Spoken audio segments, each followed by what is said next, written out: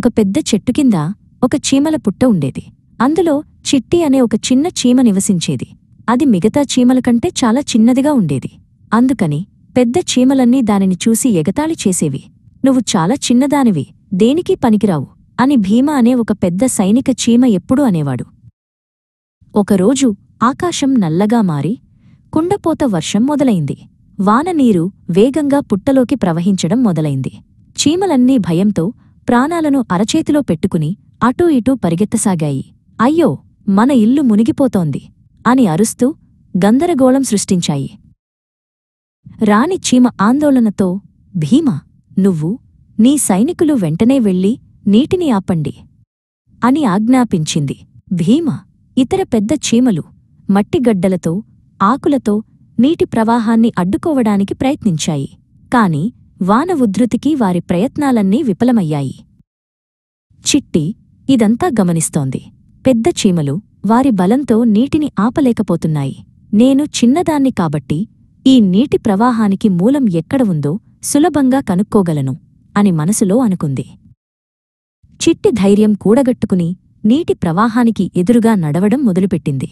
నీటిలో కొట్టుకుపోకుండా జాగ్రత్తగా పుట్ట గోడలను పట్టుకుని ముందుకు సాగింది. పుట్టద్వారం దగ్గరకు చేరుకోగానే అసలు సమస్య ఏంటో దానికి అర్థమైంది. ఒక పెద్ద ఆకుపుట్ట ద్వారం మీద పడి ఒక చిన్న పుల్ల దానిని కదలకుండా అడ్డుగా ఉంచింది. ఆ ఆకు ఒక గొట్టంలా మారి వాననీటిని నేరుగా పుట్టలోకి పంపిస్తోంది. చిట్టికి సమస్య మూలం తెలిసిపోయింది. చిట్టి వెంటనే వెనక్కి పరిగెత్తింది. భీమ, భీమ, సమస్య పుట్టద్వారం దగ్గర ఉంది. ఒక పెద్ద ఆకు అడ్డుపడింది. దాన్ని తొలగిస్తే నీరు రావడం ఆగిపోతుంది అని గట్టిగా అరిచింది. నువ్వు చెప్పేది నిజమేనా? అంత చిన్నదానివి నీకేం తెలుసు అని భీమ మొదట నమ్మలేదు. కాని చిట్టి కళ్లలో ఉన్న ఆత్మవిశ్వాసం, ధైర్యం చూసి దానితో పాటు ద్వారం దగ్గరకు వెళ్ళాడు. అక్కడ ఆకును చూసి ఆశ్చర్యపోయాడు.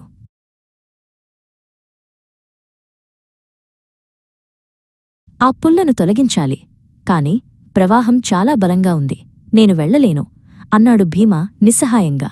అప్పుడు చిట్టి, నేను చిన్నదాన్ని కాబట్టి నేను ఆ పుల్ల కిందకు సులభంగా వెళ్లగలను అని చెప్పి ధైర్యంగా నీటిలోకి దూకింది.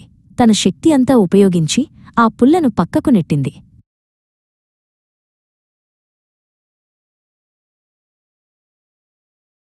పుల్ల కదలగానే ఆకు నీటి ప్రవాహంతో పాటు కొట్టుకుపోయింది.